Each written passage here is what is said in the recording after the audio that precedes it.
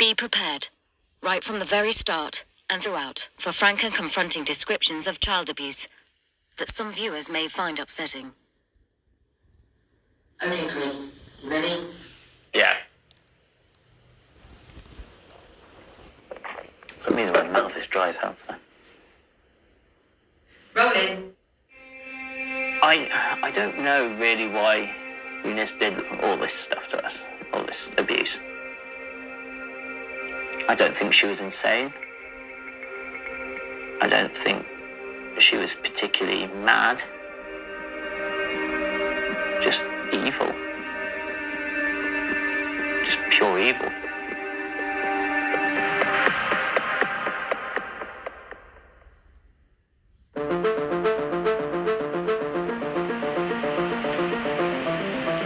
Thirty-year-old Christopher was abused by his foster mother, Eunice, from the age of 3.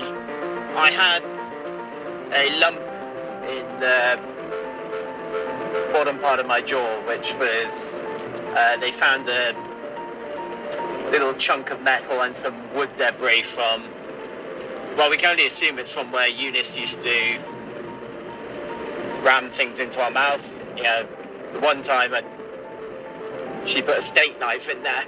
I remember it hitting my back of my teeth. And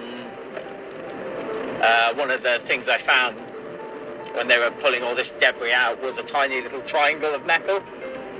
And one of the doctors thinks it's a knife tip. I was born in Cheltenham.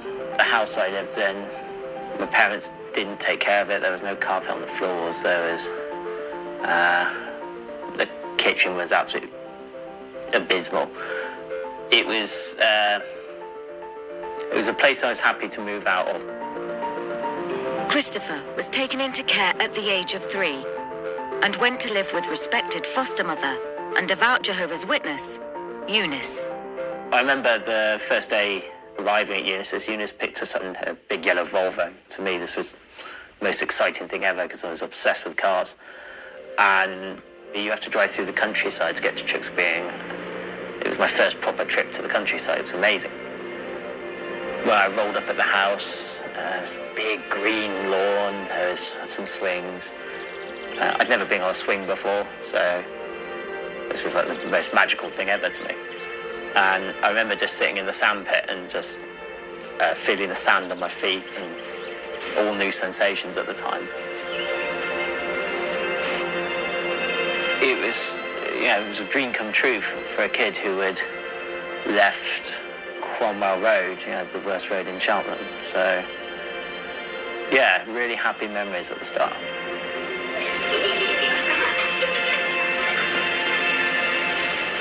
Christopher was now part of a big family and had 2 new sisters, Charlotte and Victoria.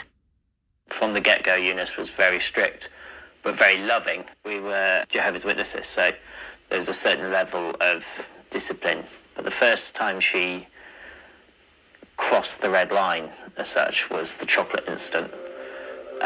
Some chocolate went missing in the house. We were taken up into Charlotte's bedroom, and we were made to stand in a semicircle in front of Eunice, and she went to each one of us and, did you take the chocolate? No. Did you take the chocolate? No. But at that point, Eunice got a chair leg. It was a gnarly old Victorian chair. The legs had come off, and she got one of those, and we all stood barefoot in front of her. And she just whacked the top of our feet. Bang, bang, bang. It was the first time I'd ever felt real pain. And I remember dropping to the floor straight away because the pain was shocking. None of us knew quite how to deal with what had just happened. It wasn't until the next day when my sister and I were going to have a bath, and we saw the cuts on our feet, and I put my foot in the water and screamed. It was just an open wound, and I think at that point we knew something had happened. Something had changed in our lives.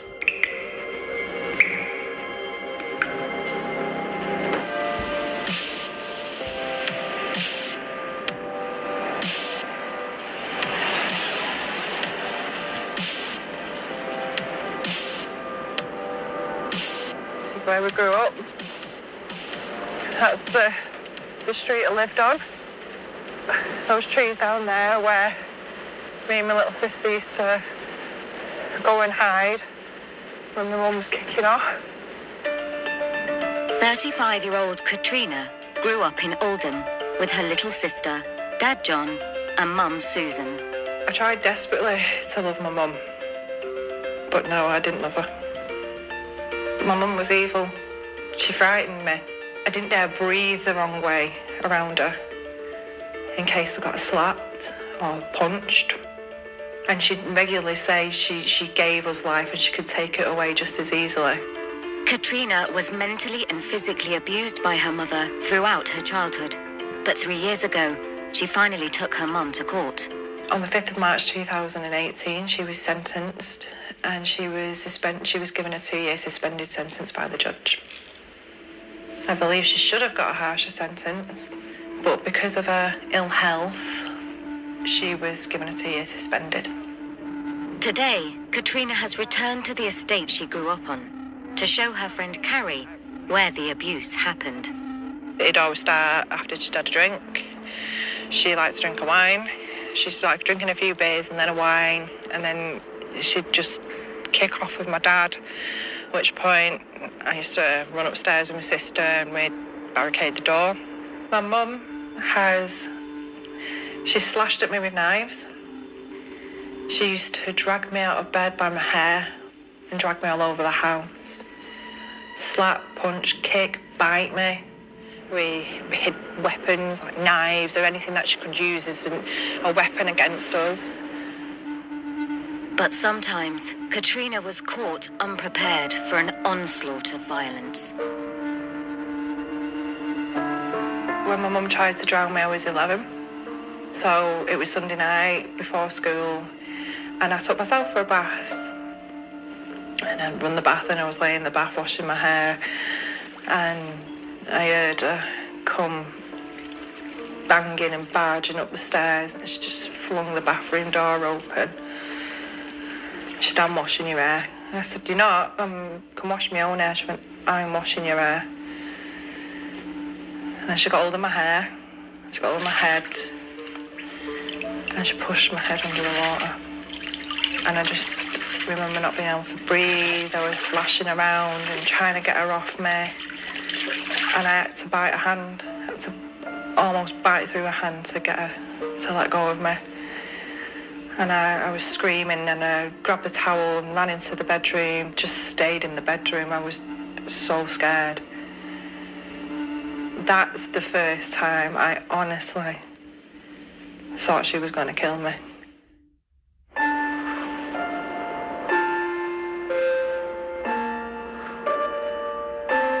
Katrina was abused as a child by her monster mother Susan. Today she's back where she grew up with her friend Carrie to try and put to bed the demons of her past. Me and my little sister would run up the street and it would be pitch black. Then we'd come out through the grass there into a little den here. And once we knew everything was clear, we'd play Robin Hood in the trees and climb the trees and just hang around there until she'd have passed out. Did you not wish that somebody had asked you what you were doing? Because I think as a parent, if I saw two little girls at that time in the morning going past my window, I'd be like, what is going on? Why are you going down there? I mean, we had two lovely neighbours who did take us in regularly, and they encouraged us to ring Childline. And Mum, unfortunately, they couldn't have children. My mum would stand in the back garden shouting over the fence, "You fucking eunuch." And in the end, they moved because even they got sick of the abuse. It's just ridiculous. So, yeah, people did try to help very early on. But would you challenge someone like that? The times I said, "I'm telling the police." And my mum would say to me, "Do you know what happens to little girls like you in social care? They get messed about with by nasty men." In cases where mothers harm children, we see that domineering impact of control. In the case of Katrina's mother, we see that she uses the fear of what the outside world will do. If you leave me, you will be taken into care. If you leave me, you're going to be sexually abused. So that makes a child think, well, I need to stay here because this is better than what the outside world will do to me.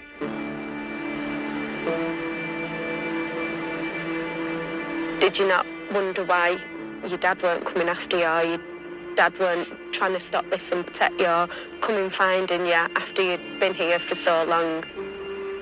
He was restraining her or taking the blows so we could escape.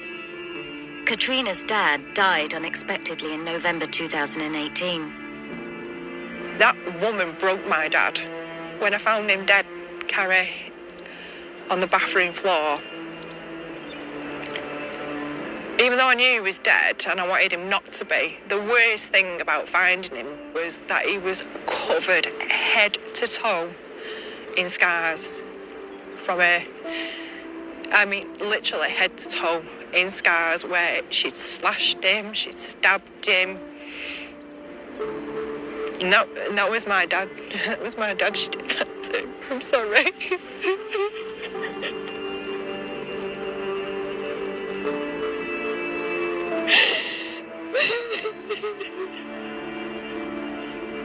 I believe he could have done a lot more, and I was angry with him for a very long time.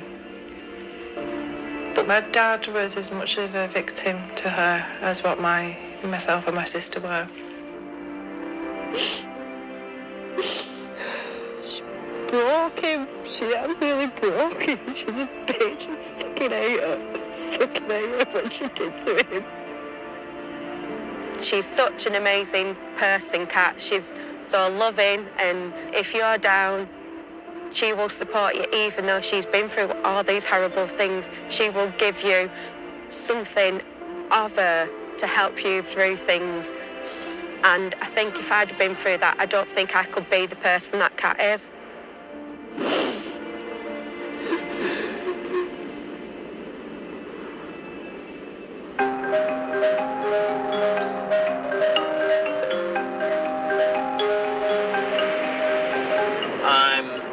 Driving to the gym.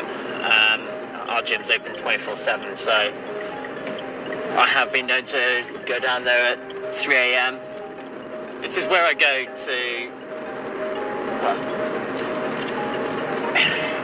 regain some mental clarity. Christopher lives a life full of pain, caused by the abuse he endured as a child from his foster mother, Eunice. It's very easy for me to concentrate on the physical wins I've had, but actually most of Eunice's damage was in my brain. I suffer flashbacks. My biggest problem is flashbacks. I get, on average, 2 hours sleep, because as soon as I lay down in bed, I am just thinking of every piece of abuse that Eunice did to me. Feeling the burn from exercise is one of the ways Christopher copes with the memories of his childhood.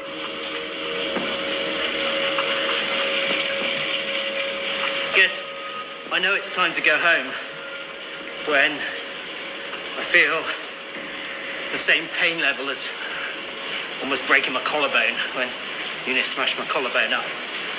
And it's actually that injury, that the ache of that is telling me I've reached the level I need to be at.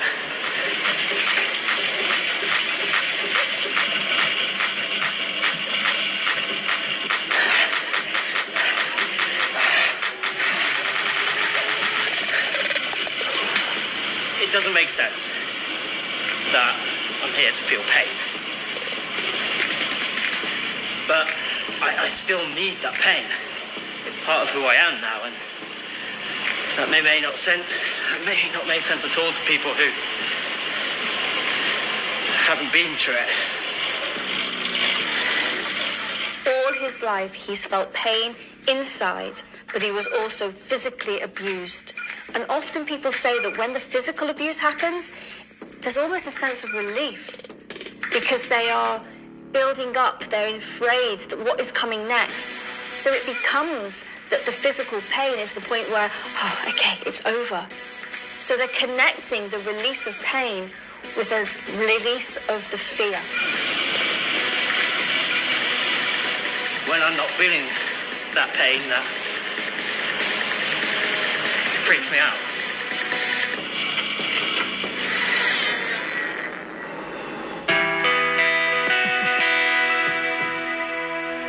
Violent and emotional torture is not the only abuse some children have to endure at the hands of their mother.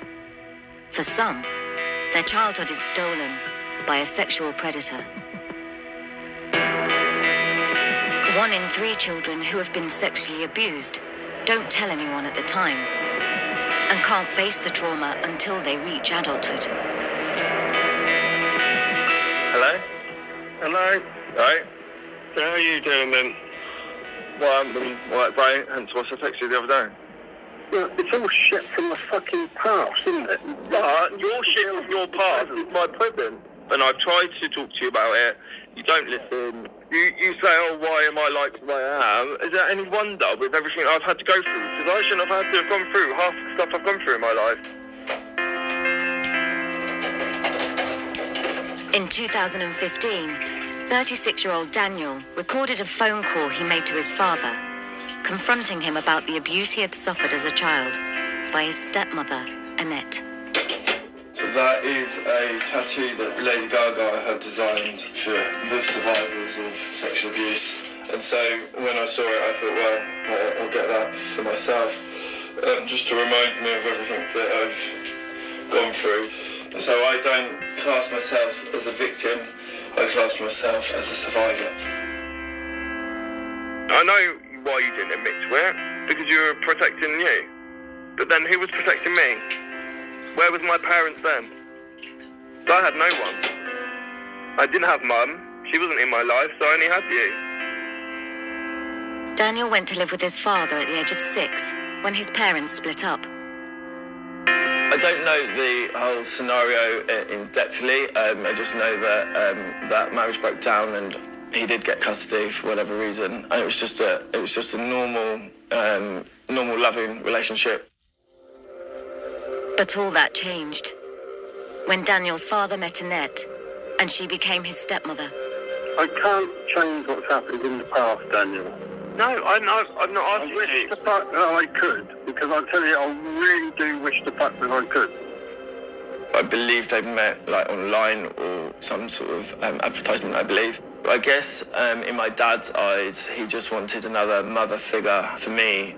But you did stuff to make that happen back then, Dad. So don't be telling me, don't know what happened back then, because there are times that you made them things happen.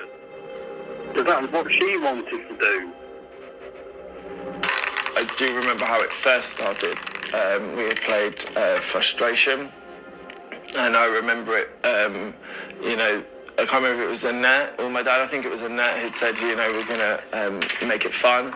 And it was where we would, it would turn into a strip. So we would take off clothes for, whoever was losing. And I don't think I was completely naked. I think I had some clothes on. She was certainly all naked. If I look back on it now, I think it was a test to see how I would perhaps react to the situation and just how much they could do or get away with, maybe. It was the start of what was yet to come. Annette's so-called tests quickly moved on to something more sinister. How, or rather why, I was told to go into the bedroom, I can't recall, other than I'd be told to do things, she would do things to me. Both my dad and I would have had intercourse with her that particular day. And I guess the easiest way to explain it would be like a threesome type of situation, except for obviously I would have been 11. I obviously would have been unsure on what to do, but I think at the time I just thought that's what happened in normal houses behind closed doors. There There is nothing in the behaviour of Annette that suggests she had any intention of being a loving, caring stepmother to Daniel, because there was no love and warmth. It was very sexualised from a very, very early start in the relationship. So for me, her intentions immediately were to abuse that boy. I was young and naive. I didn't know what was going on back then wasn't of the norm. It wasn't until I got older that I realised it shouldn't have happened. Daniel, I am sorry that episode actually took place. I am. And I can't explain how it came about or anything else. I know it wasn't instigated by me. But I ended up getting drawn into it, and I thought, why am I doing this? Yeah, but you did though. I know, and I don't know why. I really don't. For Daniel, the long-term effects of this have been devastating. He was raped by a female sex offender, but he was raped by a female sex offender in the presence of the man who was supposed to look after him. His father was there. His father was actively involved, and he should have protected Daniel from this woman. There were obviously other instances, and my memory is as clear as day, and there are other things that I think it's just too much for me to bear, and I'd go into deep depression. I've made many attempts of suicide over the years as a way of not being able to cope.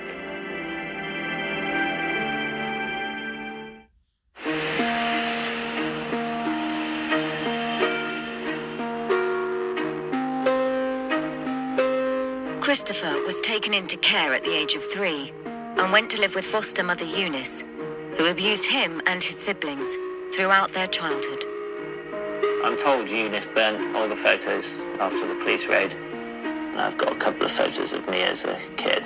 There's 2 photos, my only 2 photos of what I looked like when I was a kid. As the years went by, concerns about the welfare of the children were raised. People were starting to notice bruises. People were starting to notice cuts. And overnight she changed her abuse strategy. So it was a lot more beatings in places which couldn't be seen. To cover her tracks, Eunice took all the children out of school and moved them to the country. After we moved into the farmhouse, the abuse ramped up quite a bit. The drownings probably happened weekly. The beatings were daily. We were starting to be starved at this point as well. This is the farmhouse we moved into. Just above the back door is the room that I got locked in with my sister, and we got starved for, God, over a week. I remember eating those bits of newspaper and stuff. We were just eating anything we could find in that room, but it was a stripped down room because it was being reconditioned. So it was just bare floorboards and a light in the corner. One day she did bring some bread up, but when you haven't ate for a long time, we ate the food and puked it straight up. And she laughed and then told us to eat that. So we ate that. And luckily we held that down, or it would have just carried on. We were given water on a few of the days, but we probably went 3 days without water. But a couple of days you start getting hallucinations. And I remember looking at the one corner of the room and it just folding. It was almost wobbling in and out, and it terrified me because I thought it was something spiritual. We've been told, anything magic is the devil's work. The power of using faith, using religion, is that it is unquestionable. Literally, it is used to put the fear of God into Christopher. So, in addition to controlling him, it's also a further element of emotional abuse because he's terrified of what the outcome could be. You have to understand almost how much power Eunice had over us to understand our feelings for her at the time. She was a god to us. There was no right or wrong. She was the only answer. It was Eunice's way or no other way. And if we couldn't do it Eunice's way, we would going against Jehovah. And if we went against Jehovah, we deserved all the discipline. So who did you blame for this predicament at that? Ourselves. You know, all that abuse that was happening to ourselves, we believed we'd brought it on with our behaviour. The starvation ended just as weirdly as it started, with no real reason or no ending. A sandwich got brought up and she said, "You can come downstairs now." There's a lot of sadness within these photos. A lot of stuff that shouldn't have happened. Why don't you delete them? I think if I deleted them, I'd be deleting the... I don't know. I'd be deleting the only evidence that I actually had of childhood at all.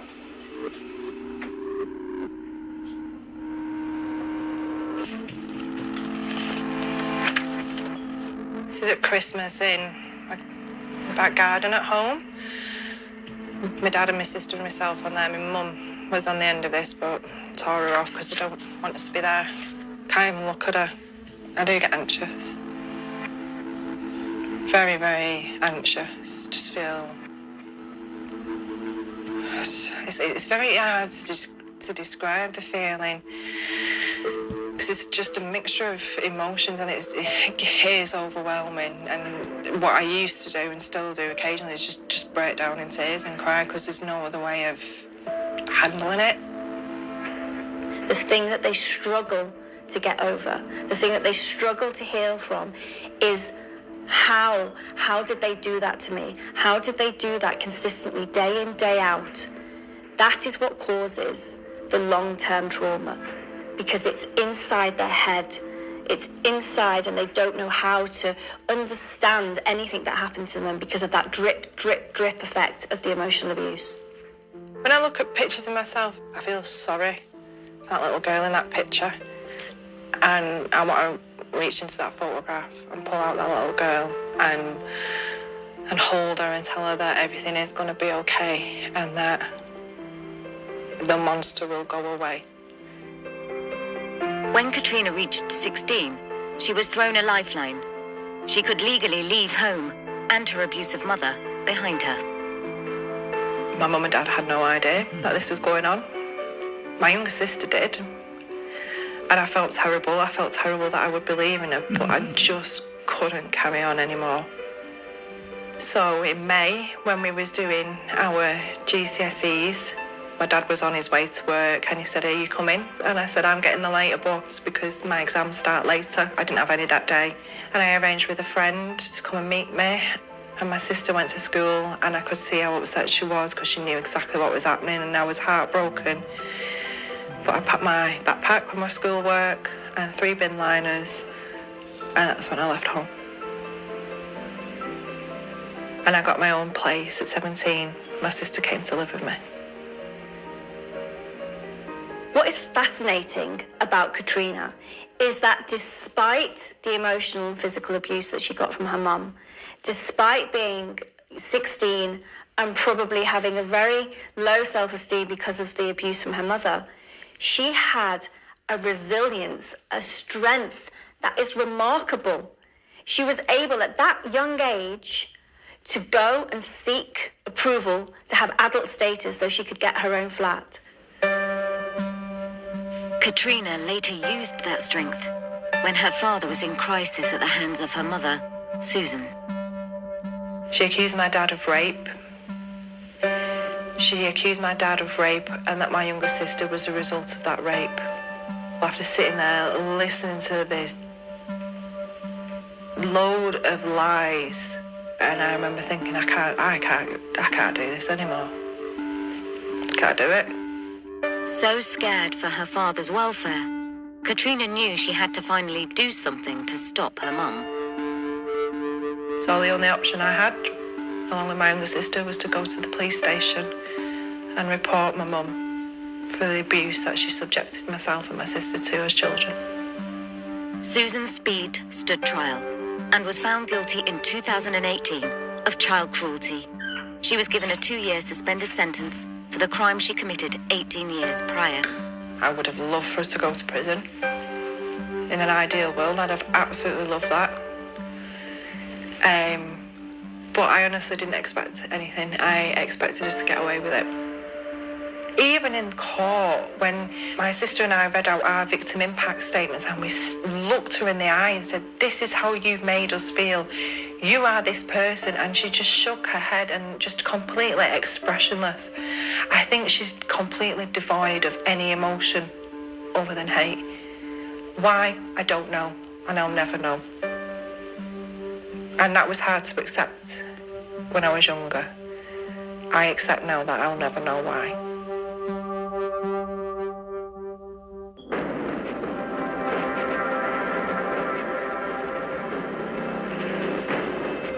From the age of 11, Daniel was sexually abused by his stepmother Annette in the presence of his father. And just to be clear, it never happened before Annette and it never happened after. It was only in the relationship with Annette. So that's how I know it was something to do with their relationship as to why this happened. Daniel's father admitted to the abuse when Daniel confronted him 23 years later during this phone call. It's a horrible black period in my life which I hate. That black period you say you don't like, it's very much a memory I can't get rid of. I had recorded my conversation with my dad, not maliciously. I had an iPhone, I think, at the time, and I had downloaded a few apps, and one of these apps was one where it records sort of like ingoing and outgoing conversations on your phone. One of the things that we had in this heated conversation was what had happened to me through my, the instances with my dad and Annette. At the end of the day, you should have been my father and realised then I was hurting, but you didn't. All you cared about was you. So what do you want to do then? It's not that I'm trying to get into trouble. I just needed you to admit to me. I don't know, Dad. I really don't. Daniel had kept his dark secrets to himself as a child, and as an adult, was still struggling with the same demons as to why he couldn't reach out for help. I didn't know how to talk about it or who to talk about it with. I think in the back of my head, who would believe me? And ultimately it's my dad. And I thought, if I didn't have him, I'm going to have no one. But I went to the police after a conversation with my best friend. She had said, well, why don't you pursue it? At least then you'll have no regrets. And maybe this will be the closure that you need.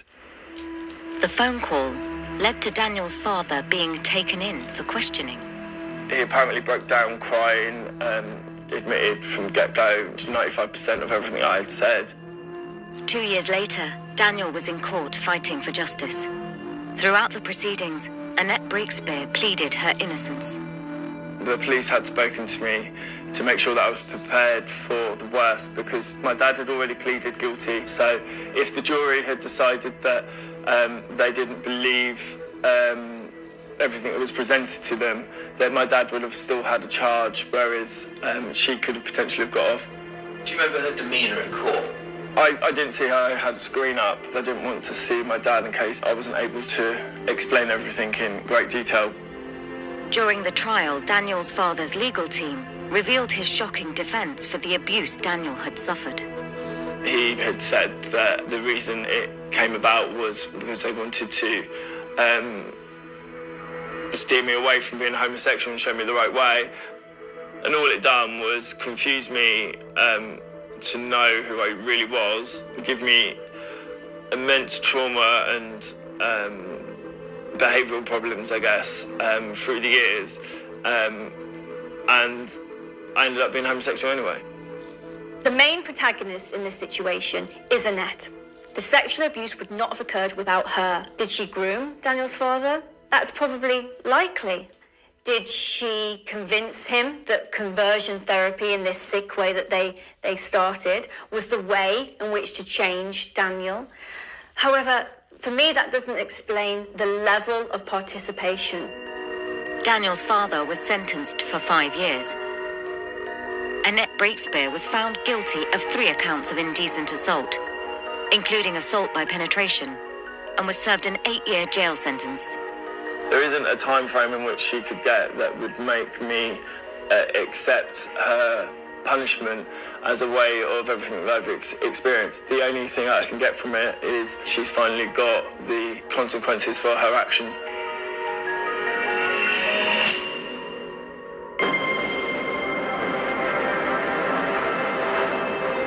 Foster mother Eunice tortured Christopher and his siblings in the name of God, but it was her religion that led to her downfall.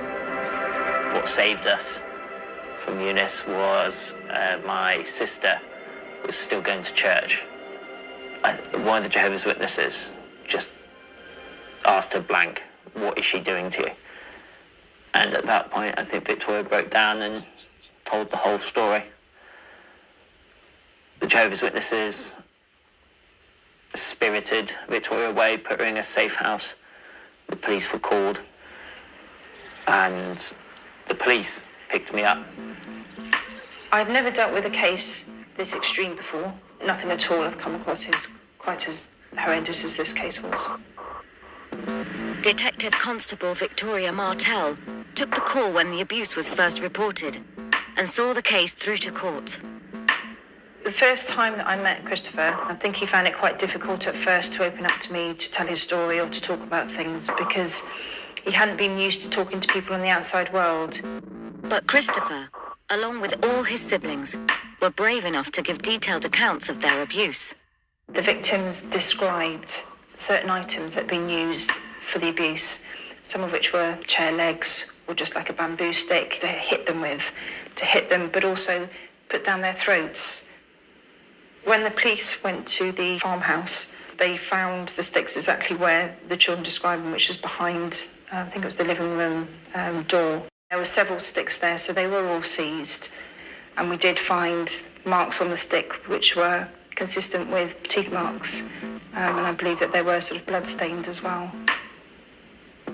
Her empire of deceit, her empire of control was slowly crumbling away from the bottom. The children may have led the police to the key piece of evidence, but when it came to court, would the jury be drawn in by Eunice and her public persona?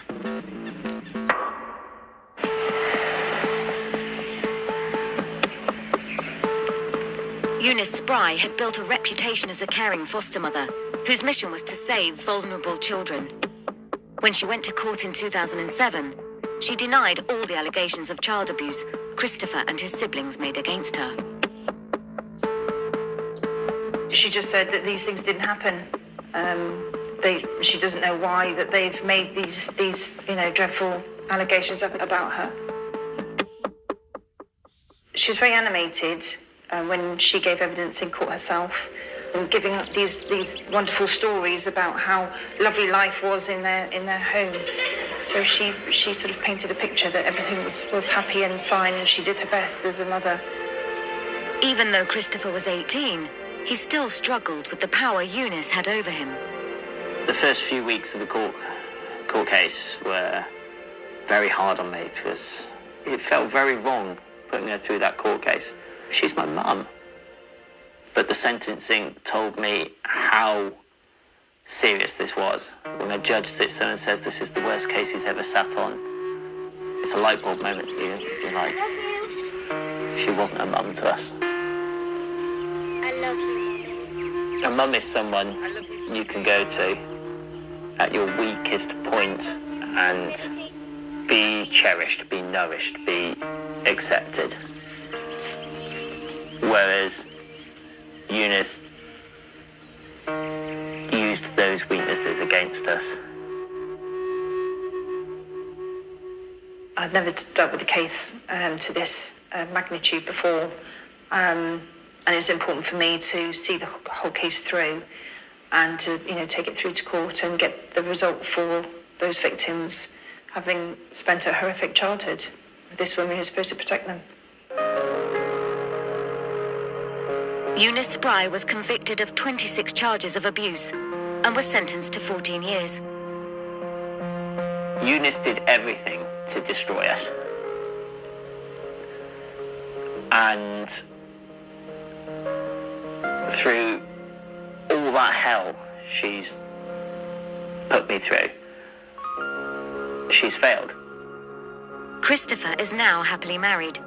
and is a youth worker, helping the same kind of children he once was. I am going to survive this. And that is the greatest 2 fingers up to her. That is the greatest, that will piss her off the most. The fact that we're not suffering now. No happiness.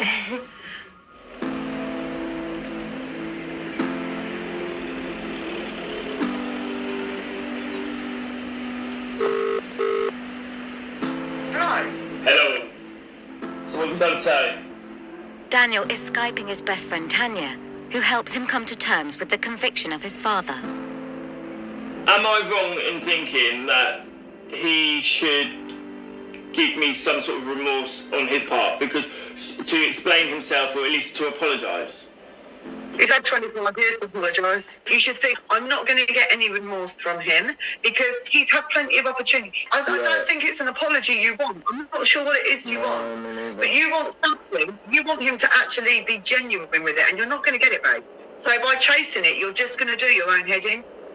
So Tanya is my best friend. She has been my biggest supporter as regards trying to get my closure, if you like. You never know. He may come out of prison. Prison might have triggered something in his head. And he may come out and go, do you know what? I am so sorry. I mean, he's probably not going to. But I won't. You may not need to chase him. I won't have a relationship when he comes out of prison. That's something I've been quite clear. I'm still not completely over it. There are still parts of me that is still very angry to both of them. But as a whole, you know, I'm in a better place. And if I can encourage other people to come forward purely through my story, then I feel like the pain was all worth it. All right, babes. Love you lots. See you later. Daniel has built himself an army of friends who continue to help him battle the effects of his trauma and the pending prison release of his father.